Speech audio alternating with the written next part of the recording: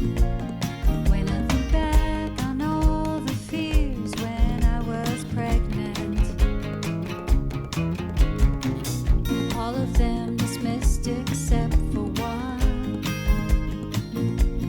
The only test the state mandated was genetic. Looking for that extra chromosome. Hello, and welcome to the If We Knew Then podcast. I'm Stephen Socks. And I'm Lori Socks. Today we're joined by Brady Murray of Rod's Heroes. We first encountered Brady's story watching an incredible video on social media of his son Cooper throwing out the first pitch of a Boston Red Sox game. And this is the gift of social media, that we're able to tell our stories and people see our stories and we connect. We want to thank Brady for his honesty and his openness. We're hoping next time his wife Andrea can join in on the conversation. Brady and Andrea are founders of Rod's Heroes, which is a organization that facilitates the adoption of children with Down syndrome and other special abilities or circumstances. It is a conversation near and dear to our hearts and a reminder to trust our kids who love us so unconditionally. So welcome, Brady Murray. Hey guys, Hello, Hi, Brady. good morning, Brady. How are you this morning? doing amazing. Yeah, doing great. Good to see you. I apologize. I just saw your message about having Andrea join. She's not able to join us, and that's on me. I should have asked. You know, I'm sorry I didn't think about it. Lori thought about it this morning. I should have said it from the beginning. No problem at all. Well, there's maybe a next time. That's right. Yeah, that's right. Well, so good to see you. You know, it's funny how you get connected to people in the world and through social media. And I came across, like many people, came across a video of one of your sons throwing a pitch out at a Yeah. Red Sox game. And I know he's done more than just the Red Sox, but that's the one I saw. And I was like, oh, this is great. First of all, I was like, wow, nice arm. And that's what I say about my son too. And I go, oh wow, what a fun time that must have been. And then it got me to look in more of what you're doing, and shared it with Lori. And man, we wanted to have you on. Thank you. Yeah, thanks for letting me be a part of this. It's going to be super fun to visit and get to know you guys better too. Well, one of the things you say in one of your videos is the importance of social media and how it connects everyone and you can get your message out there. So I think that I'm not a big social media person, but that is, I feel like it's one of the elements that's really helping to change the narrative of Down syndrome. No question. It's a miracle. I mean, it's a miracle. And so just imagine when a child or a mother and father receive diagnosis and they can go and look at these channels on Instagram and TikTok that are transpiring and see what they're in for. And it's going to be so motivating for them versus, Nash just turned 16 and we didn't have that when Nash was born. Can you tell us a little bit about yourself? Yeah, absolutely. So I'm a father of 7, soon to be 11 children. So we're in the process of adopting some additional children. We're very involved in all things family. We've been blessed to be able to have 2 children that have Down syndrome. Our son Nash that just turned 16, he's our second child and first son. And then we were fortunate to adopt Cooper from China in 2016 when he was 4. And so Coop's 11 now. And so we've got, like I say, 11 children. We're 7 of which will be adopted, and let's see, so 4 biological children. So that's a little bit about us as a family. And professionally speaking, I have been working in the financial services industry since 2003. It's a passion of mine. It's something that I love. In particular, we are doing a significant amount of financial planning and life planning for families entrusted with a loved one with special needs. That's a big passion of ours. Our company is called Special Abilities Network. And then what I refer to as my nights and weekends job is my wife and I run Rod's Heroes, which is a nonprofit organization that inspires families to answer the call to adopt a child with Down syndrome or other special needs. And we've been doing that since 2011. And that was brought about with your son, Nash, when he was Yeah. born Yeah, 16 years ago. everything you mentioned was like so geared around, disability and inclusion and Down syndrome. It's we talk often about how different we are and how we wouldn't be Down syndrome advocates if it wasn't for our son. So yeah, maybe you can tell us a little bit about that. Yeah, absolutely. So we had, Andrea and I had been married for maybe 3 or 4 years, and we were expecting our second child, and we found out that we were having a little boy. And so I was so excited because I'm a big like baseball guy, and I had all these visions of playing baseball with my son and being able to go and camping and hiking and fishing, and just we love the outdoors and all those things that I think dads envision when they're expecting their first son. And so the anticipation was wonderful.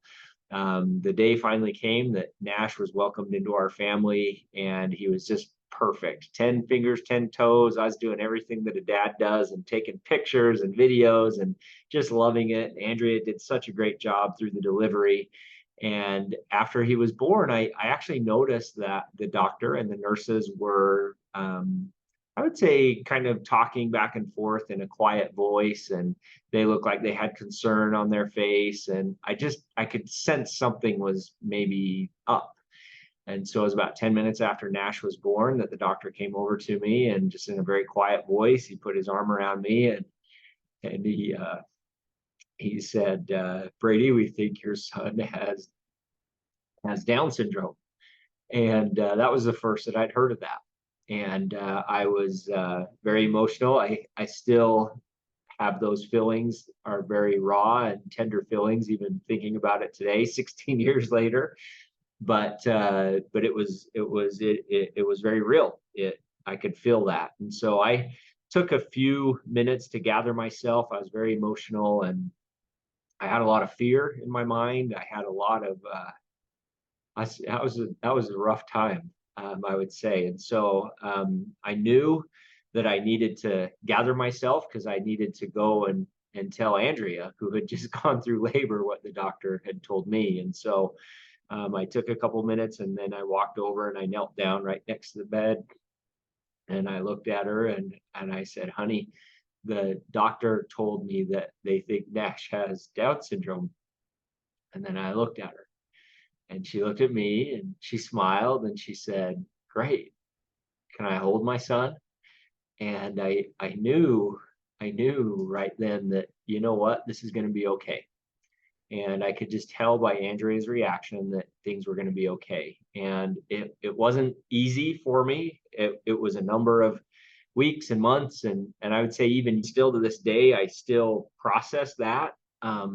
But I would say, looking back now, 16 years later, that was arguably the best day of my life, being able to welcome my son that has Down syndrome into my family, because I had no idea just how much of a blessing and what journey this was gonna take us down.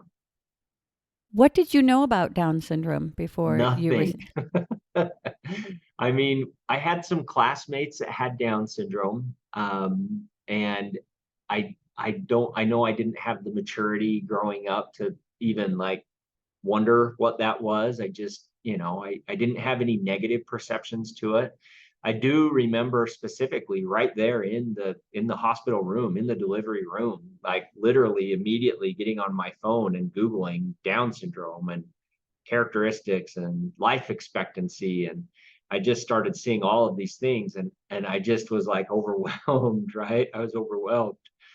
But I will say I'm so thankful for our doctor, for Andrea's OBGYN that delivered Nash. It was in the delivery room that he came to us, and he grabbed us, and he said, you guys are going to do amazing. And this is a very special little boy, and you guys are super, super like lucky to have him. And this is going to be a wonderful, wonderful thing for your family. And that was like the first time that I had that reassurance, because right before that, the nurse, like, and bless her heart, came up to me and just in a very solemn voice, like grabbed my hand and just said, "I'm so sorry." Mm-hmm. And like, bless her heart, she's doing the best that she knows. But that doctor was inspired. That doctor's a good man, Dr. Heiner, amazing, amazing man. That was my next question. It was actually for what would you change about the way that the diagnosis was delivered? And I'm so happy to hear that story, because I feel like it's usually the way the diagnosis is delivered that really crushes us. And it feels to me that he put you on the right step. And the nurse that is just, we had nurses like that too. And I think that just comes from the misperception of what Down syndrome is. Don't know.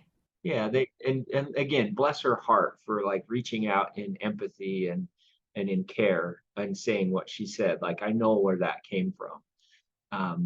But yeah, bless Dr. Heiner's heart too, because he's absolutely was a great, great person. So it's interesting that day. That was about 11 o'clock that went down in the morning, and all our family knew Andrea's in labor and they're coming to the hospital. So around noon or so, our family's showing up, and we talked to them, and I was emotional, and it was about 1 o'clock that my dad said, "Hey, let's go to lunch." And so me and my dad went to lunch, and I remember walking into the restaurant, and out walking out of the restaurant right when we got to the front door was a couple in retirement years. It was clearly they were in retirement years, and they came out, and right behind them was a little girl that had Down syndrome, that I would guess is probably in her late 30s or early 40s, right there with mom and dad. And I just lost it again, because like that's kind of when it hit me, like, oh my goodness, like Nash doesn't move out when he's 18 and go to college necessarily. And like, this is something that Nash is going to be with us for his whole life. And that was emotional. And I don't want to say like emotional bad, but I also don't want to say emotional good. It was just a very raw emotion that took me some time to process.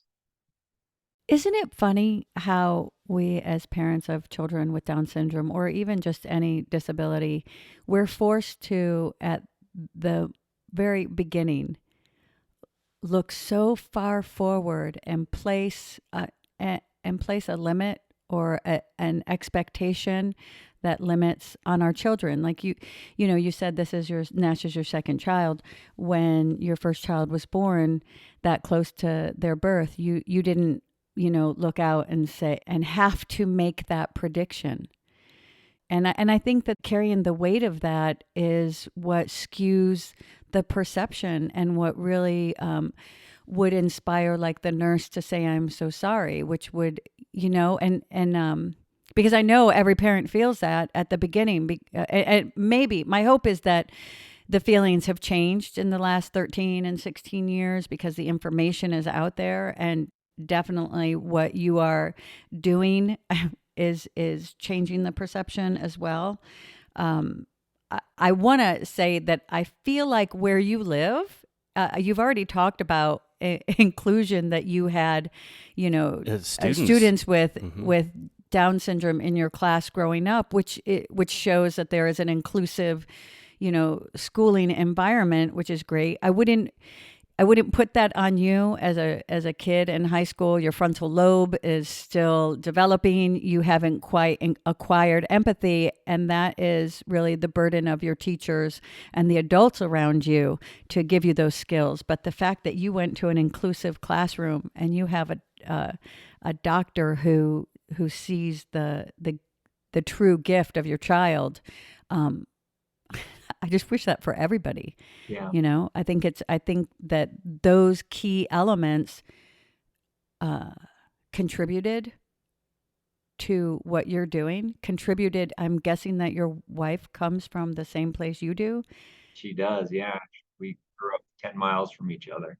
and those are elements that I think are lacking in a majority of society. So they, I love, and that's why we invited, sorry, very late invited your wife on, because when I saw you tell the story and heard that your wife didn't skip a beat, I just wanted to talk to her about that because Yeah, that's pretty amazing. That's not how I reacted either. I mean, I don't know what her background is, but we'd have to find that out. But I had no experience with people with Down syndrome. So, like you, Brady, when my son was born, like his whole life flashed before my eyes in the future, right?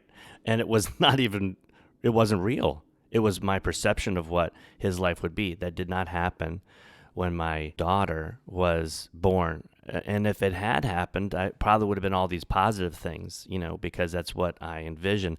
But we don't know a person's life. I mean, there's a lot of possible negativities in someone's life.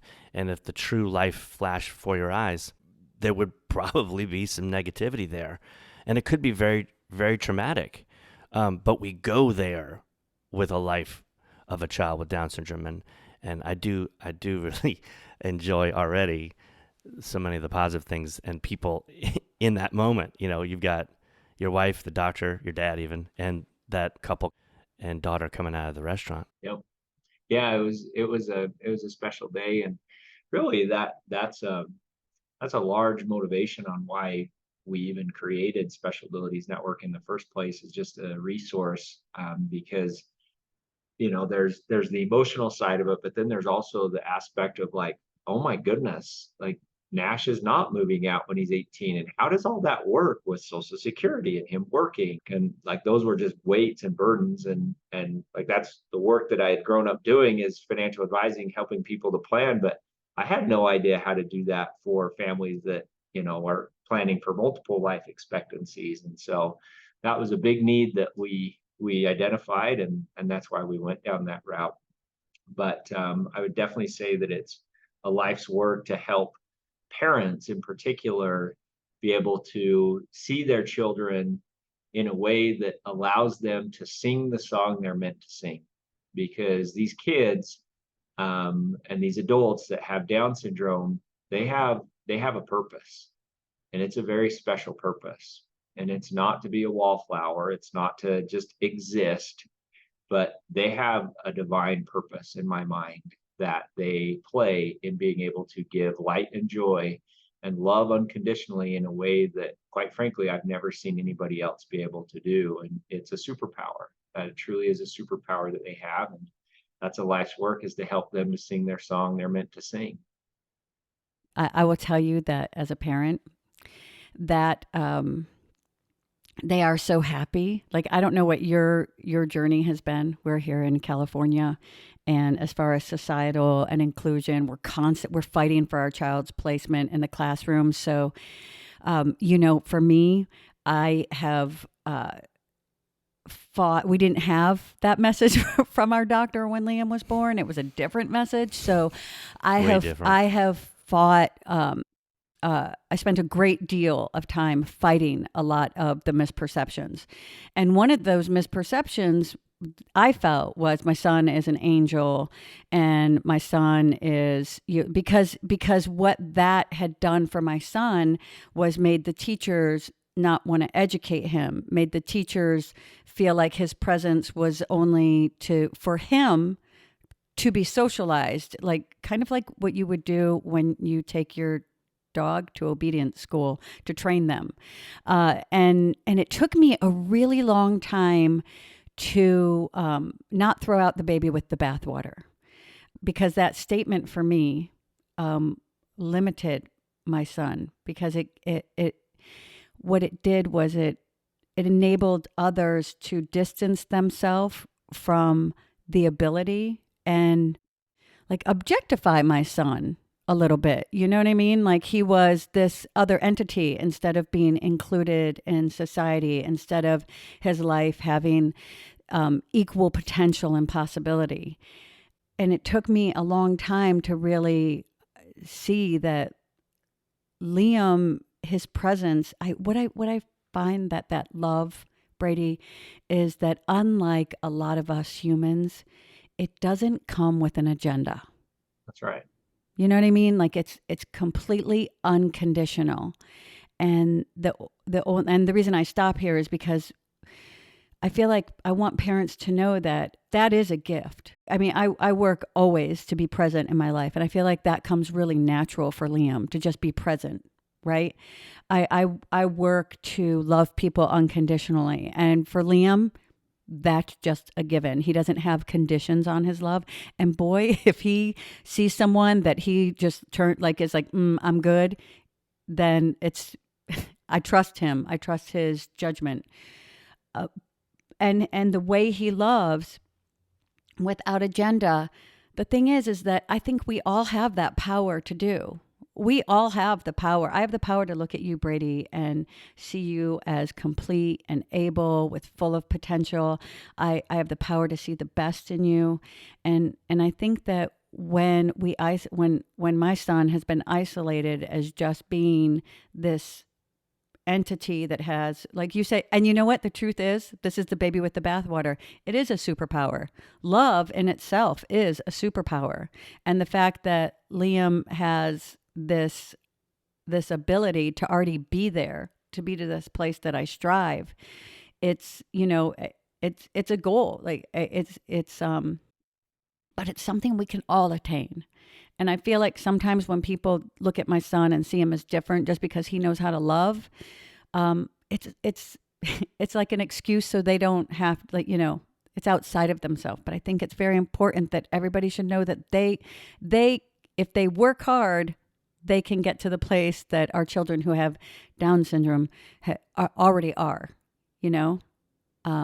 And it sounds like you embraced that gift a lot earlier than I did, because I spent a lot of time fighting the stereotypes. But again, I think I want to bring it back to the fact that you grew up and you've grown up in a place that's inclusive all around. I was curious what you said, that a lot of what you had envisioned for your son when he was born. You said a lot of that, like, it changed or it was tampered.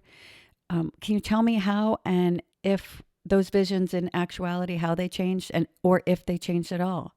Yeah, I would say that you've probably seen the movie Finding Nemo, and I would say that's one of our favorites. My daughter, that was her favorite movie, and so we've watched it hundreds of times, and I know every line by heart. And it wasn't actually until much later in life that I realized that I had a lot of Marlin in me, Marlin the clownfish, Nemo's dad, overprotective father.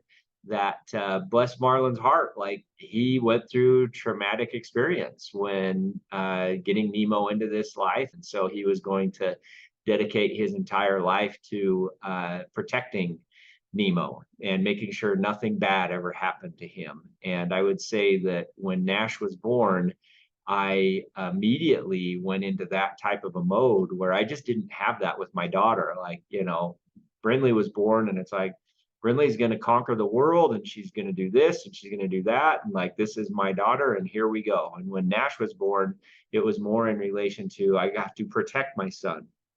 I like I said, I literally am Googling in the delivery room, like, how like how are the health challenges, and how do we plan, and how do we protect. And I just remember growing up and seeing, kids that were different in how oftentimes they were treated. And I just never wanted my son to be able to experience that. And so we went through a lot of that throughout just the beginning. And it was a constant battle of trying to encourage and inspire and motivate Nash to do hard things, because that's part of our family mission statement. We can do hard things, but also trying to protect him and help him to not ever face some of those challenges that I think all too often comes with those that are maybe a little different than others. And so that's been a constant struggle. I mean, even as recent as in the last few years, we had one situation, in fact, come up where I'm a huge baseball guy. I love the Atlanta Braves. And in 1999, the Braves went to the World Series. And I remember I wasn't able to go. And of course I wasn't able to go. I was like, there's no way I was going to the World Series. But I promised myself, if the Braves ever go to the World Series again, I'm going. And here we are 21 years later in 2021, the Braves make it to the World Series. And me and my boys watch every game. We're all huge fans. We know every player by name, including Nash. Like he's a big fan. And they win the National League Championship Series, and they're going to the World Series. And I'm like, we're going, yeah. And then Nash looks at me and he's like, Dad, I go to the World Series. And I immediately look at him and I'm like, no, buddy, like, remember, you don't like loud places, and you remember you don't like going to these games.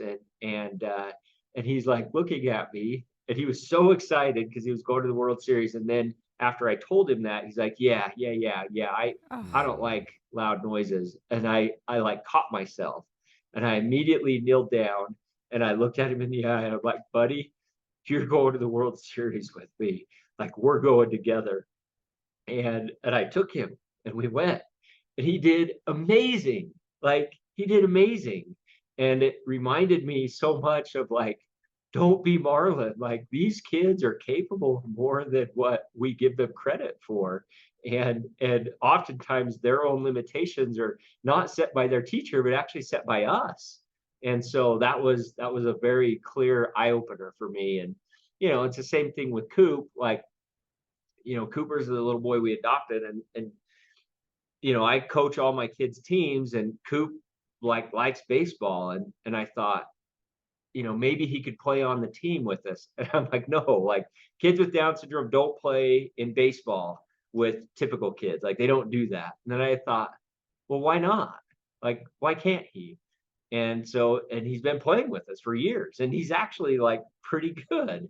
And so lo and behold, it was through, getting outside of myself that created some of these first pitch opportunities. Cause like, Coop's fully capable. The only thing holding him back is dad, what dad believes his capabilities are. So yeah, that was a good experience. Thank you for sharing that. Yeah, that's a beautiful story. Thank you. Because I think that's a lot of pressure on us as parents, and I think it's really hard to admit those things because we judge ourselves, and we judge ourselves more harshly. So thank you Yeah. for sharing that, and it does bring up a really good point. Is that and we've had those moments too where we want to protect all of our children. That's what we do as parents. And it is different. And I think it is different with our children who have Down syndrome because there's so many other elements there. I don't know what your fight for the education system has been, but when you're so hands-on in the mix, you just see other things and you have different fears. And you're right. And I just thought of my son Liam because he'll always go, you know what? You're right, Mom. You're right. When I said that, it was just like I sound like Liam. But the truth is, you're right. It's like we put more limits. They're able, and that's the fine line that we find ourselves walking, is changing our own narrative, and really like what Liam does naturally, being present in the moment, and it's scary. It's really scary to let them fail. We actually have written in our IEP, let Liam fail. We have that, let him get in trouble, which I don't know if that's been said to any child in middle school ever. Can you please let him get in trouble? And that way he can learn how to work through that. Can you, I appreciate your honesty, because I think that as parents, especially when we're advocating, that's it's our journey too, and it's our journey to let go of what we've been told or what our fears tell us. So thank you for that honesty. I know that when Liam was born, Stephen experienced, and I say Stephen because it's different, and I don't know, I know this is like wrong, stereotyping how we lump mom and daughter and son and father. I know, but like, that's kind of a natural thing that people do. And I know that Stephen received a lot of comments about your son won't look like you, or you won't be able to play baseball with him, and it's just not true. Yeah. It's not true. We have the same ability to open opportunities for our children, and and and I'm kind of jumping around here because I have other questions for you, but it was one of the videos that you have on your website, and I had trouble navigating back to it, but I did see like you have a list of videos on your website for Rod's Heroes, and you talk about the institutions that children, which surprised me at a very young age. Like here in this country, they used to institutionalize children with Down syndrome, and we all remember what that was and learned about what that did. But you were saying still to this day, at about 4 or 5 years old, the children get moved from the orphanages to institutions, and you have a video that talks about that they're put in a crib, and so they never really live. They're just, they're put in an actual crib instead of like the metaphoric boundaries that we can put on our children ourselves. And you want to talk a little bit about that, because I think that that is a demonstration of the difference between giving our children with Down syndrome opportunities and support them to reach their potential, to in contrast to the archaic, institutionalization and what that does to children, any child. Yeah. Well, I mean, as early as the 70s here in the United States, we did the same thing. And so it's common practice in many countries that when a child's born with a disability like Down syndrome, that they immediately will be abandoned. And, the example of our son, Cooper was born in China, Tianjin, China, a city of 14 million people. And when he was guesstimated to be 6 months old, he was found on a street corner early one morning, abandoned. And that is common practice, that when a child is found to have Down syndrome, let's say, that they immediately are left and abandoned. So these children go to an orphanage, a baby house is often what they're referred to, and they'll typically stay there until they're 4 or 5 years old, at which time, in often cases, they get transferred to an adult mental institution. And so when I learned this, Nash was 4, and the thought of Nash in all of his innocence and just his love being put in an institute that is full of adults that also have extreme mental challenges was just too much for me to really grasp. And so that's when Andrea and I really felt strongly that we needed to begin to advocate for these children and help these children be able to be adopted. And that's ultimately the work that we do with Rod's Heroes, is to inspire families to answer the call to adopt a child with Down syndrome or other special needs. Do you want to talk a little bit about where Cooper is now? Because he plays Yeah. baseball. He's on an inclusive baseball team. Yeah, so I would I would say, Coop, we adopted when he was 4, and came to our family. And I believe that all of these children have a song that they're meant to sing. Like there's something inside of them that they all have a purpose and a destiny, if you may. And with Coop, he's a good little athlete, and he has played baseball a lot. Go figure. His dad likes baseball, so Coop plays a lot of baseball, and he's shown a liking for that. But I would say what he's really good at is Cooper loves the stage. He loves to be on the stage. He loves to be in front of people. He is a showman. His favorite movie is The Greatest Showman. He is just a showman. And so through nothing short of just a miracle and an absolute tender mercy, last fall, we had a pitcher and his wife for the Chicago Cubs reach out to us, that follows us on our Instagram channel for Rod's Heroes, and say, hey, we love what you guys are doing. Do you guys want to come to spring training? And we said, yes, let's go. And we shared that Coop loves baseball. And they said, well, do you think he'd like to throw out the first pitch? And I'm like, yes, let's go. And so we go down there, and Coop was, we play catch and we practiced, and he went out there and immediately when he got on the stage, like he became a showman, and he threw a great pitch and he just plays to the crowd. And the Cubs watch that at spring training and they're like, "You've got to come to Wrigley. Will you come to Wrigley and throw out the first pitch?" And I'm like, "Can't, you don't have to ask me twice." And so we went to Wrigley, and on the Memorial Day game against the Tampa Bay Rays this year, Coop went out in front of the whole stadium and threw out the first pitch. And you just got to watch this video and you'll see what I mean when I say he's a showman and he has a song inside of him to sing. Like he just did amazing. And I'll be honest, like I was so nervous.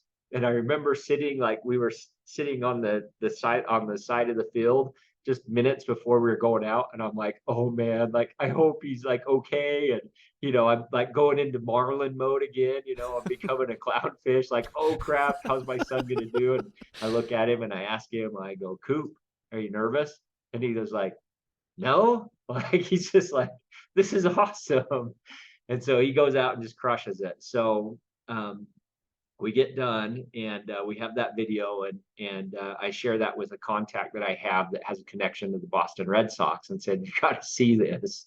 What do you think about him trying to do this in Boston? And they immediately wrote back and they're like, we have to have Cooper at Fenway. And so 2 weeks later, just in June last month, we went to Fenway, and here Coop is again, like out in front of everybody, doing exactly what he's meant to do and just singing the song he's meant to sing. And he crushed it. Like you got to see that video too. But I know that this is much more than just a first pitch.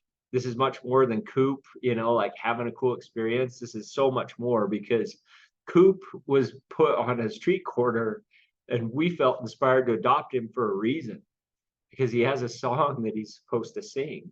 And so that song is to be able to help other kids like him that are abandoned in these orphanages throughout the world, and even here in the United States in foster care. Coop's song is to be able to help those kids get out so they can sing their song. And so we've put the initiative out there to the universe that we want Coop to go and throw out the first pitch in every major league stadium in the country, and do so to be able to help inspire families to answer the call to adopt a child with Down syndrome. His parents just couldn't see the vision for his life, and if they could see him now, I mean, and I think I think it's beautiful. And I think that I know Liam has a really good arm. His first OT played on the farm team for the Dodgers. Did I get that right? Yeah. I always get that wrong. Yeah. But he played on a farm team. So his arm, and whenever he would go to PE or he'd have adaptive PE, the coaches were always like what they were expecting. And then totally. Liam would come out and just throw it, and they'd be like, how many times I've heard a PE coach say, he's got a good arm. I go, no, I know. He does. And I think it's beautiful that, people are able to really see, like, it's just, we can believe some things without seeing them. Yeah. But a lot of people need to see it because they won't believe it. They don't believe it. And that's on the path of changing the narrative that has been out there for so long. Because like you said, the institutionalizations, that's not a real part of a person with Down syndrome's ability. That's from the outside, and that's because of the Industrial Revolution. It had nothing to do with what people with Down syndrome were able to do. But what it did was it took, a group of people, and then it created a perception of their ability. And I just recently, because we were talking to someone about the institutions, and you watch those videos and it scars you. And those images don't go away. I look at like the same, I see the emotion that you have for your son. And I look at my son and his innocence, his beauty, and how that just gets squashed. And I think, the neurotypical adult can look back at their life and say that at one point where their innocence or their trust or their belief was a little squished or squashed, or some people it's removed forever. But they still have the opportunity to exist in this world, and that isn't the opportunity. That isn't the same situation for my son or for individuals with Down syndrome, and definitely not historically what the situation is. I love my son, and he's beautiful. And the thought of that, I can see, like, you have your Cooper, who you've supported to, like, live his life. You've given him the opportunity to actually live his life, and that was essentially thrown away. And that is what has happened to our children historically. That is what continues to happen to them in the education system for the most part in most parts of the country. And you're changing that. And Cooper's changing it because there's, you have that video. This is what I want to say, because I don't know if you've listened to our podcast, but I talk about a lot about education and IEPs. Take a video of Cooper throwing out the first pitch to your PE coach who says that kids with Down syndrome have low tone and are unable to do these things, or the video of Chris Nikic crossing the line of Ironman. Like, these stories, telling these stories do change the narrative because it allows people to see the ability of. Well, what it would have done for me when we talk about when we got the diagnosis, I mean, like how our kids' life flashes before our eyes in my mind, and we've talked about this so many times. I was like, well, it's my boy. I want to throw the ball with him. That's what my experience was as a son. And in my mind at the time of diagnosis, that was gone. Because you were told it was not going to happen. Because you were told all these limits. Cooper throwing a pitch at Fenway or Wrigley Field. I mean, those are like two of the most epic fields to begin with. I mean, for that to be his first two is amazing. But but I didn't see that. Not that throwing the ball at my son is that important. It is important. It's a bonding. It's important, but I'm historic. Saying this means so much more. It's not just about I can throw the ball at my son. It's that I should be open to I can do anything that I may doubt at that moment, right? This is just the part that probably is the easiest for me to connect to. But I should expect that I can have all the experiences with my son like any child. Right. And this is a way to get through to that young dad brain of mine when I had Liam, Yep. Yeah, it's getting outside of our clownfish, our inner clownfish, and being able to see past that. And it's amazing how many hundreds of times I watched Finding Nemo, and it never dawned on me until much later that, like, that's the whole point of the movie, of like Nemo singing the song he's meant to sing, and he's the one that saves everybody in the end by rallying the troops and going in the net and getting all the fish to swim down. Like, there's capabilities, there's ability that exists there, and there's mission, there's divine call that these kids have to sing a song they're meant to sing, and exists within them a superpower to love unconditionally, unlike anybody else that exists in the world. And so the only thing holding them back right now is our own perception of what their limitations are. And once we can get past that, it's fun to see where these kids can go. Yeah, I think there's a part where Dory says to Marlon, when he says, but I just don't want anything to happen to him. And then she says, but if nothing ever happens to him, how will anything ever happen to him? Yeah, exactly. And that, I think that's it's a really great metaphor. It is true. It's like, what do we allow our children to do with any child? But what I think that's a metaphor that parents can really understand and grasp, is that, the difference is, and the difference is Nash, but also Cooper. Like Cooper is a really great example of, he was abandoned on a street corner when he was 6 months old. They didn't see his life as potential. They didn't see his ability as his story being as important as everyone else's story. And, he comes here, and 3.5 years later, it's a completely different story. Yeah, a lot of time, all these kids need is a shot, especially those that are in orphanages or foster care. Like, they just need a shot. They need a chance. And when families give them a shot, those kids typically surprise their families with what they're capable of. Your wife calls them teachers, which I believe all of our as parents we're very blessed to, you know, have these little teachers come into our lives and teach us a lot. I think I honestly, my daughter has taught me so much about life and my life and perspective and strength. And, you know, and then Liam is a totally different set of lessons. And as funny as it is, the lessons that I get from Liam, just about presence, about love, about persistence, about making your dreams come true. Because, you know, we have a joke in our family that like if Liam wants something, he'll want it and he'll make it happen. Like he will make it happen. And my daughter and I were talking the other night, and she tried to do what Liam does. And she like, he not only he doesn't ask for it over and over. And that's what it was perceived as, he just keeps asking for it. But he is very smart in the way that he doesn't ask for it. He tells you what it's going to be. What the experience is going to be. He tells you. And to me, that is such a great lesson of how we create things in our life. I think it's a very specific lesson that we learn because Liam doesn't know that he's overcoming any misperceptions. Liam doesn't know that the world thinks he's less than or not able. Liam just goes and lives his life and does things. Yep. You know, but in doing that, he breaks down walls and boundaries, and he changes every person that he encounters, because most of the time they come at him thinking they know him. Mm-hmm. And he changes that. That's right. You know, and I love what you're doing, because I looked at your website and I was adopted.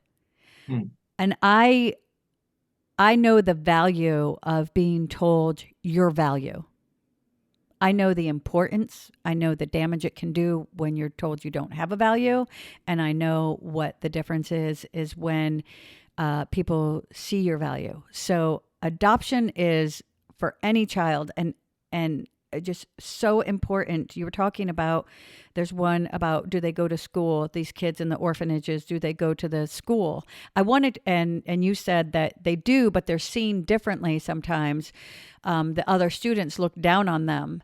And I just wanted to take every child that's in an orphanage and let them know that they're a gift, and don't listen to people who have whatever going on in their life that they want to make other people feel bad, because all they need to do is get past, just survive, get past a certain point, and then they get to start creating. They get to make their life, you know? And I think that, that's the power. Like, just because somebody else didn't see your value doesn't make that your value. But what you're doing by making this opportunity for children with Down syndrome to be adopted, because that's not the only child that you also provide opportunity to be adopted for. Am I correct? That's what I was looking at the website. Yeah, it's many children. Yeah, children with special needs or other unique circumstances, we definitely advocate for as well. But by doing, I think twofold is, one, your family demonstrates and you really highlight the actual journey of a child with Down syndrome, the ability, the parent's journey, the truth of that. I love your honesty. You're giving other parents, because you're taking care of the fees for adoption, which is like the biggest obstacle for some parents. You're giving them the opportunity to have a child with Down syndrome in their life. And there's something about that being highlighted to change the narrative, because in my mind, I just see it as people one day coming to their senses and knowing, oh, I have to have a child with Down syndrome. Yes. Like, I just, you know what I mean? Like, that's really what I believe in my soul. I didn't have any experience with children with Down syndrome growing up. There was only one time I went into a Burger King and there was a young man working who had Down syndrome, and I only saw him once. And I remember the friend that I was with went and gave him a tip. He was, cleaning tables off or doing what everybody else does. But that was my only experience. My experience receiving the diagnosis, I was told that I should, I could have gotten a test. There's like all this language that tells me, no, this is not good. But once I was on the path, it's like you see that story is so false that you really do want. I think the world would be a better place if everybody had this experience. And Yeah. it's not an ableist experience. It's not, this. I've never been able to find the word for what this journey has been. I've never really been able to find a concrete articulation because I don't want to lean into anything else. You know what I mean? But by you giving this opportunity, one, you're saying, this is an amazing experience, folks.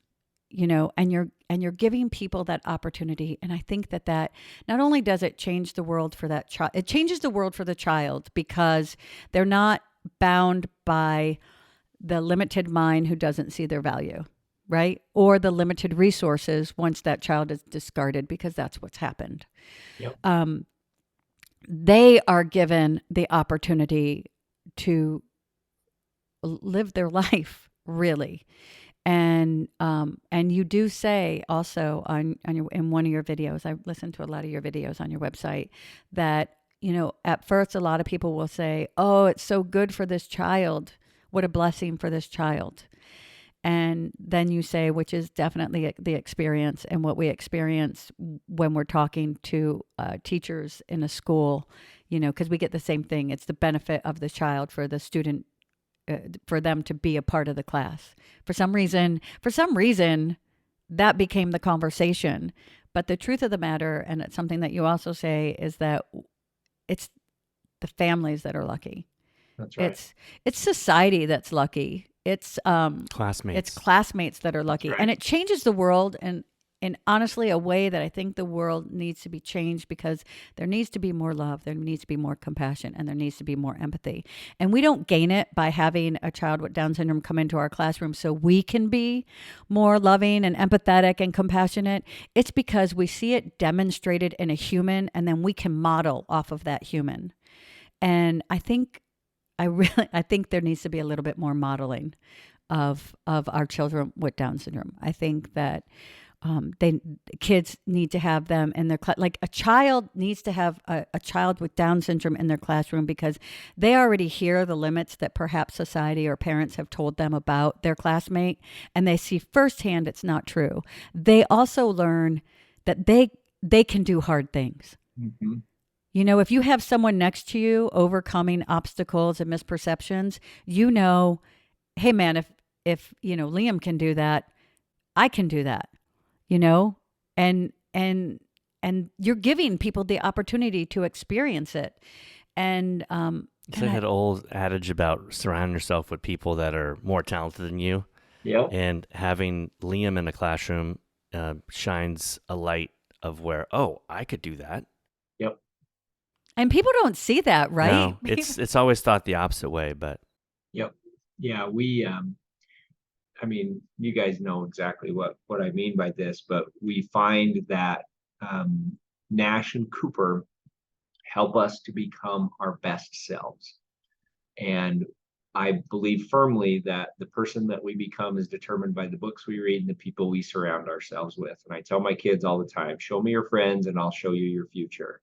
And I just feel so amazing having kids with Down syndrome, because like those are the people I want to be around. And you go all the way back to, the day Nash was born, and I see this beautiful little family coming out of this restaurant, and me feeling like, oh my goodness, this is the path that I was going down, and that was a perceived negative, when in reality, fast forward 16 years later, and it's like, yes, like Nash and Cooper get to be with us forever, and that we get to care for them, and in return they're caring for us much more than we're caring for them. And not just me and Andrea, but our entire family and our neighborhood and our church group and the schools and just our community as a whole. It's pretty awesome to get to share that with everybody. and we've heard so many stories, and it's happening more and more, because just like the institutions of letting your kids do, so many adults with Down syndrome living on their own, getting married. Yeah. And so keeping that in the fold too. Yeah. Knowing that the limitations that we once thought of are dropping away. Yeah, that's right. You're right. You're exactly right. I was just gonna say because you were like they're doing these things for us.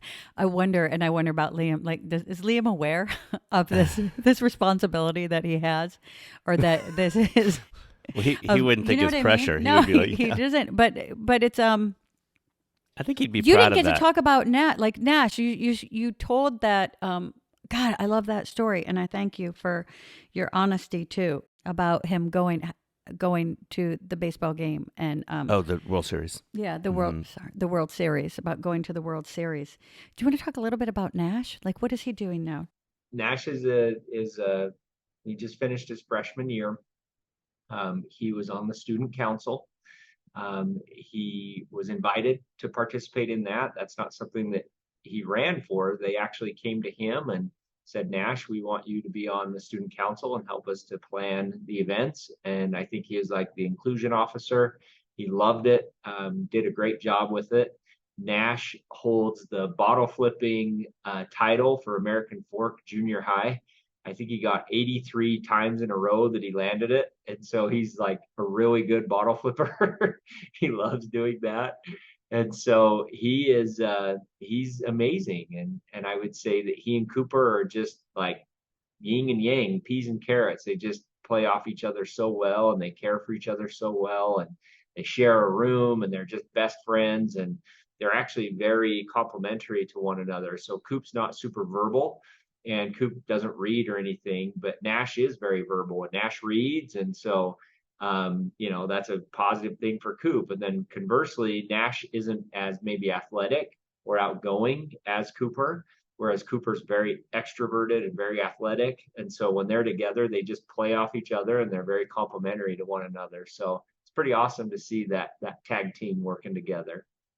That bottle flip is such a beautiful analogy to me that I could never have envisioned what a bottle flip would be when I had Liam, right? I mean, that wasn't a thing.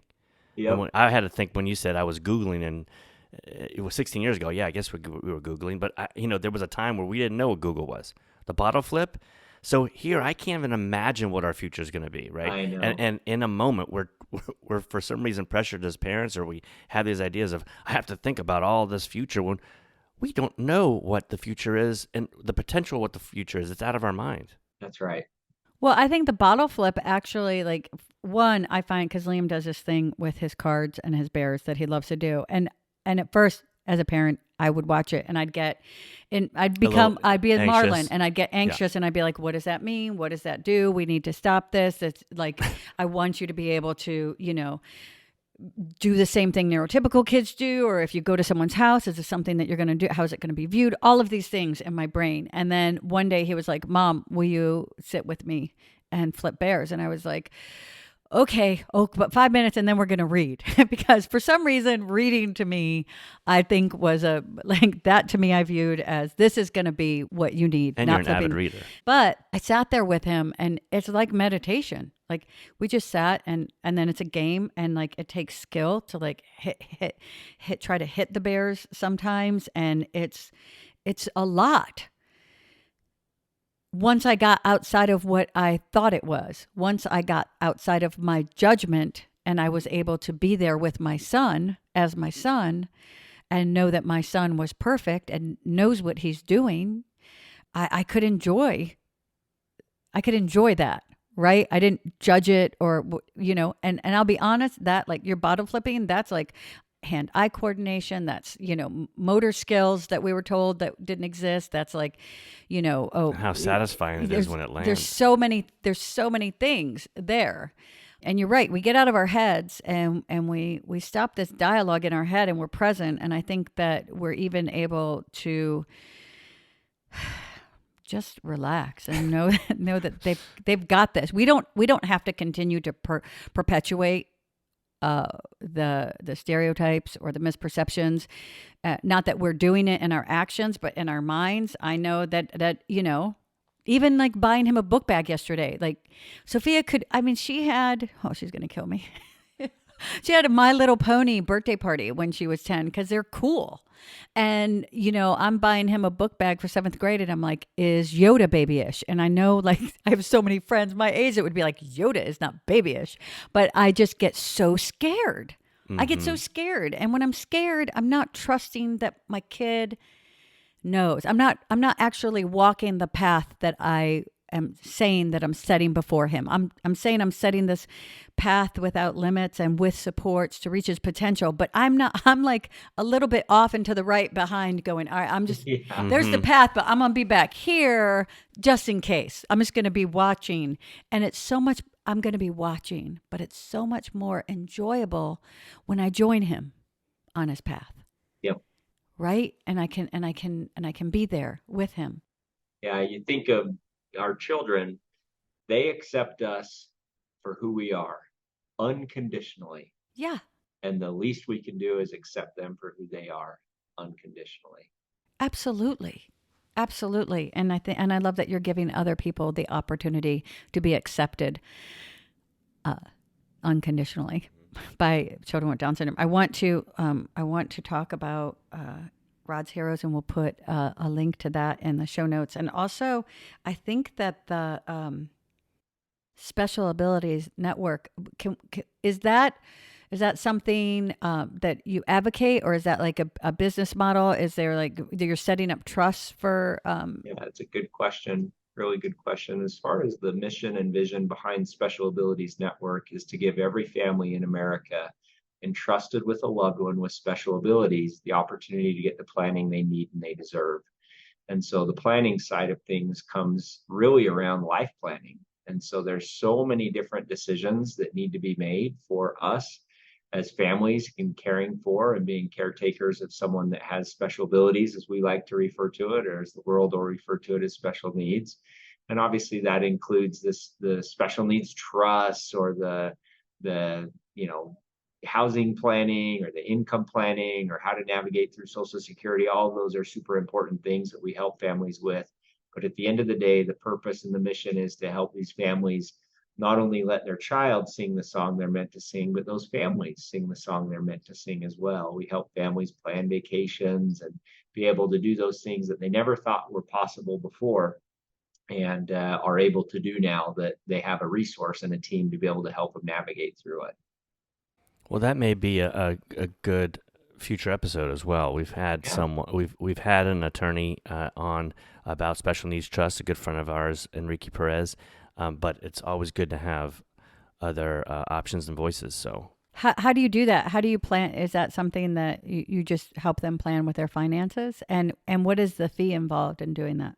Yeah, that's a good question. And so keep in mind the mission and vision is for every family to be able to get the planning they need and they deserve. And so, as we know, Down syndrome or other disabilities do not discriminate against age or race or color or any type of discrimination. It happens to those that are wealthy, it happens to those that are maybe don't have the financial means. And so our mission and vision is to give this service to everybody. And so everybody's circumstance is unique and different.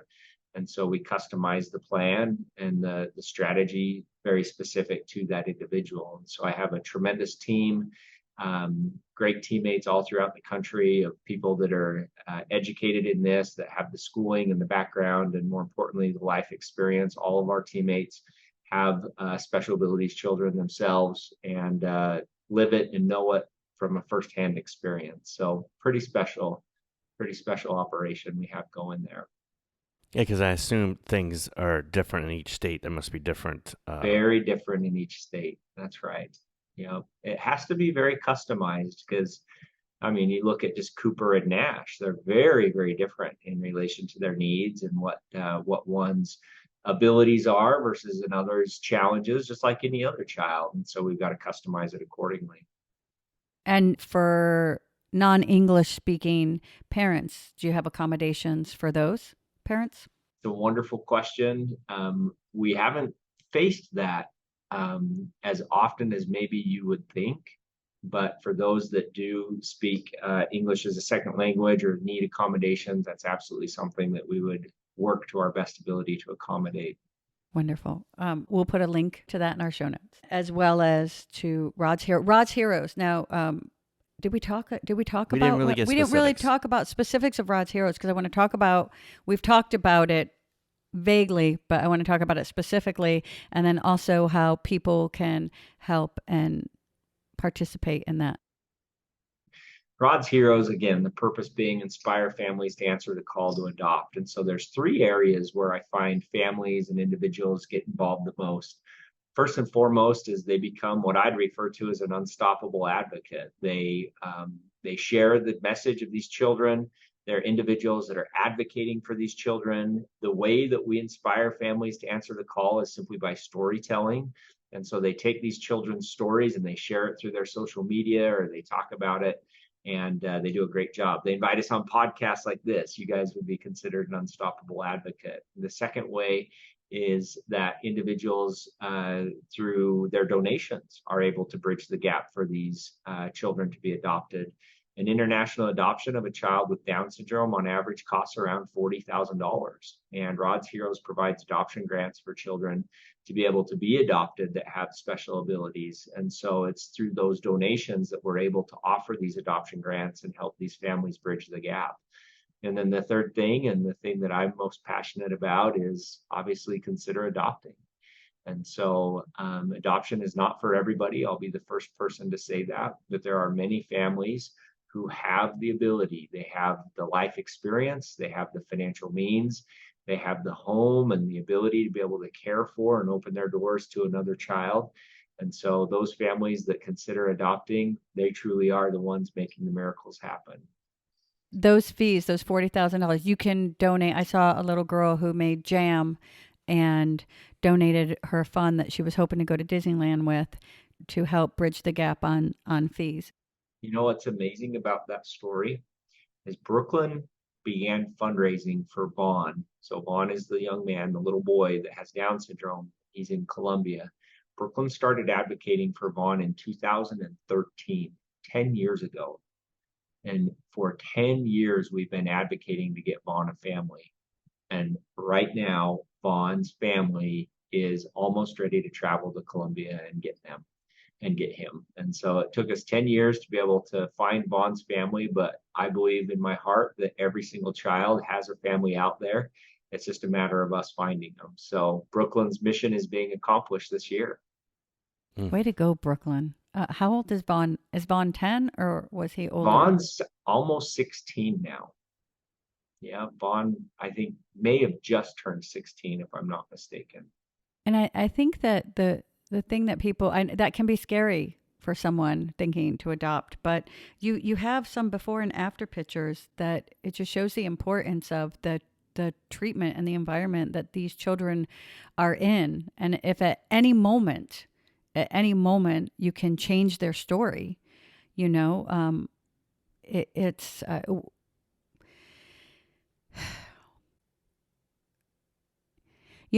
people get scared sometimes, and we have a choice to come from fear or love.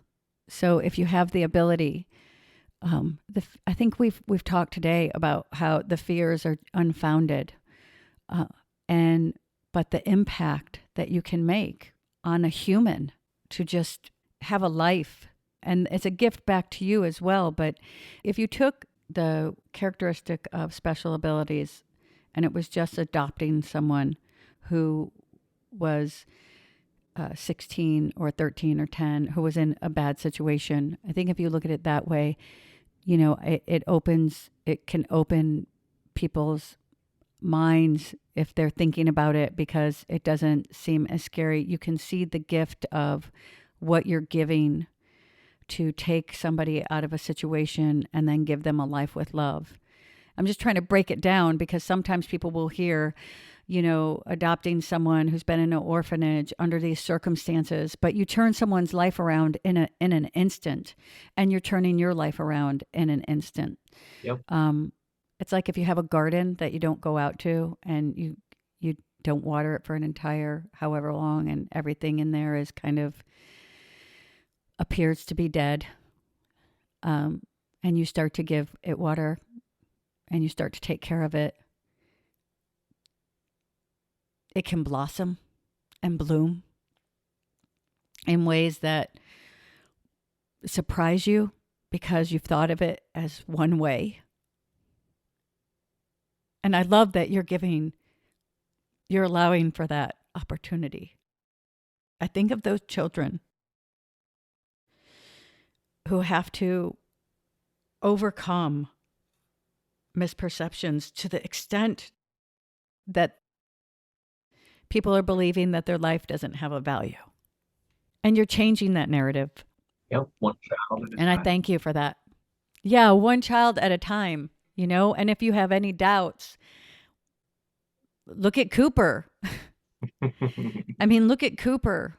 And I don't think Cooper is special in this circumstance. I think that's the truth of a life when you see it as having a value, and when you love it and support it, when you nurture any life. That's all you have to do. It's just changing your mind and changing your heart and changing the circumstance for a life to flourish and become. You don't know what seeds lie in any of these kids. And I thank you for changing it. I think of those kids that they took out of the institutions when they were uncovered, and just their faces. They weren't given that chance, and you just give people a chance, because our kids would give them a chance. Yeah, I would say adoption has been one of the most difficult or hard things that we've ever done, but it's been the most beautiful hard that we've ever experienced. And it's just a super special thing, and something that gets us outside of our comfort zone and proves that we can do hard things. And in return, these kids get a shot and they get a chance to be able to sing the song they're meant to sing. You might not have the ability to adopt a child, but you can donate and help to make it possible for someone who can.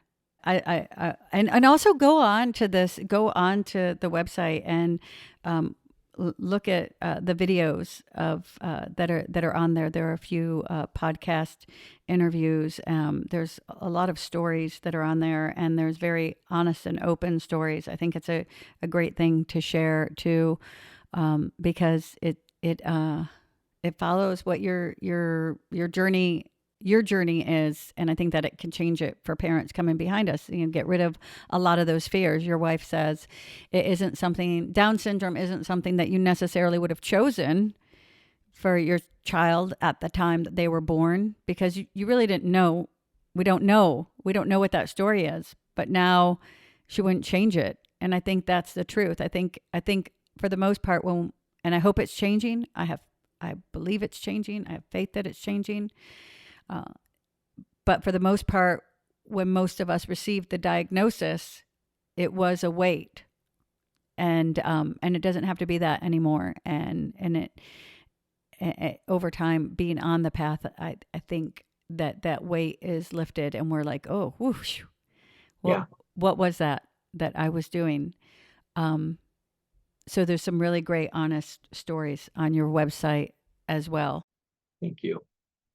Yeah, and I would say we also have a Rod's Heroes app that you can download on any Google or so Android or Apple device, that has listed all of the children that we're advocating for right now. There's over 100 children listed on that, and anybody that is curious as to adoption and the process to adopt and what children may be out there, there's children on there right now.